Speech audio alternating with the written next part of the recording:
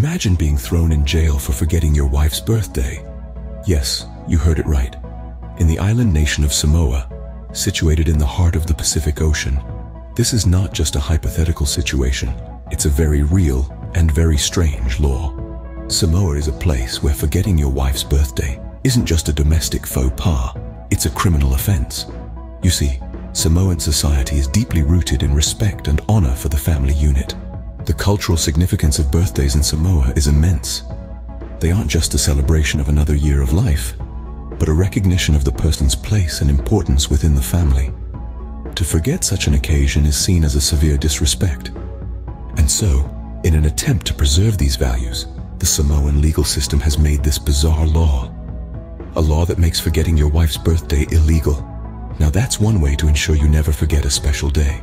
Ever thought wearing your favorite color could land you in trouble? The ancient Romans certainly thought so. In the fascinating world of ancient Rome, an unusual law dictated that only the emperor could wear the color purple. This wasn't just a fashion statement, it was a clear distinction of power, a visual representation of the emperor's supreme authority. Now you may wonder, why purple?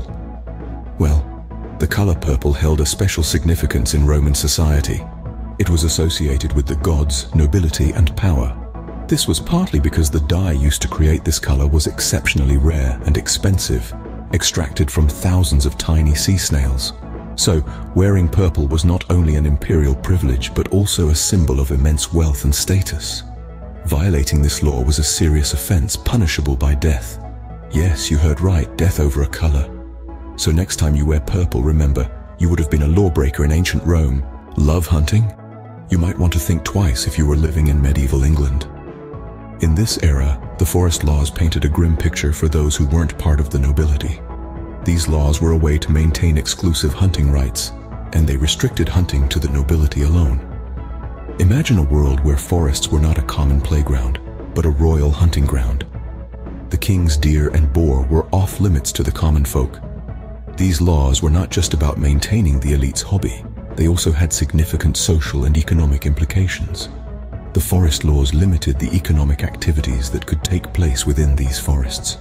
It was a time when the deer was deemed more valuable than the peasant. The punishment for poaching could be as harsh as death or mutilation. The forest laws, while protecting wildlife, inadvertently created a social divide. So, hunting was not always a sport for all. Believe in magic. In 17th century Massachusetts, it could cost you your life. The Salem witch trials, a dark period from 1692 to 1693, saw the execution of 20 individuals, predominantly women, accused of practicing witchcraft. This was a time of paranoia and mass hysteria, where mere suspicion could lead to dire consequences. These trials stemmed from laws that made witchcraft a capital crime, punishable by death. The evidence, often spectral, such as dreams or visions, hardly what we'd consider substantial today. Yet, it was enough to fuel the frenzied witch hunt. The trials and the laws that supported them were fueled by fear. Fear of the unknown, fear of the other, fear of chaos. This chapter in history serves as a stark reminder of how fear can manipulate perception and judgment, leading to the enforcement of truly horrifying laws. It's a chilling reminder that fear can lead to some truly horrifying laws. Fashion police alert.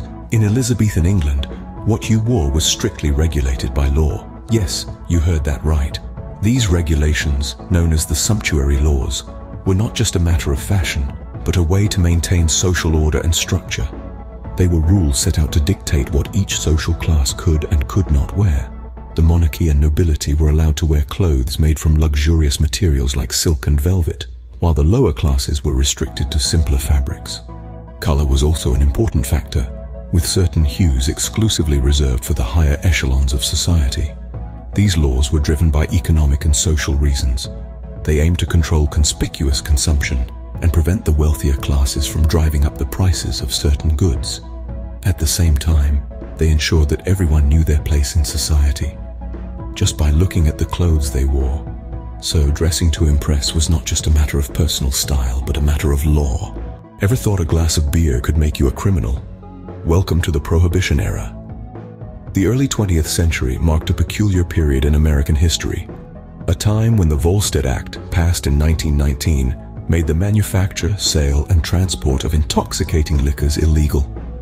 A time when the country went dry, at least on paper. Imagine, if you will, a nation brimming with secret speakeasies, illicit distilleries, and clandestine bootlegging operations. The law, intended to improve society's morals and health, ironically sparked a surge in organized crime. Figures like Al Capone thrived, turning a hefty profit from the public's insatiable desire for a forbidden tipple. The Prohibition Era, lasting from 1920 to 1933, was an era that proved yet again that banning something only makes it more appealing. Despite the government's best attempts, the American people's thirst for liquor remained unquenched. Indeed, the thirst for alcohol proved stronger than the law itself. Beauty has a price, and in ancient China, it was a painful one. In the world of the past, beauty was often defined by a set of standards that, by today's norms, seem incredibly harsh and even brutal. One such standard was the practice of foot binding in ancient China. This was not just a cultural norm, it was a law. A law that dictated that young girls, usually around the age of 6, would have their feet painfully bound to prevent growth and to achieve the desired lotus foot, a symbol of beauty and status. The process was excruciatingly painful and had lifelong implications, often leading to disability and severe health issues. Despite this, it was a social mandate. A woman's marriage prospects, her social standing, and her worth were all tied to this crippling beauty standard. A grim reminder that beauty standards can sometimes be cruel and oppressive. From birthday forgetfulness to fashion policing, we've traversed through some truly bizarre laws in history. We delved into the ancient Romans' peculiar penchant for purple, a color reserved only for the elite. We then moved into the dense undergrowth of medieval England's forest law, where collecting firewood could land you in serious trouble. Next, we ventured into the superstition-ridden era of the Salem witch trials, where the mere accusation of witchcraft could spell doom. We then time-traveled to Elizabethan England, where what you wore was strictly regulated by the Sumptuary laws. We looked at America's Prohibition Era, where a thirst for alcohol could lead to clandestine activities. Lastly, we visited China, where the law once demanded women to bind their feet in the name of beauty. And there you have it, a journey through history's most peculiar laws. Remember, the past is not just another country, it's a different legal jurisdiction.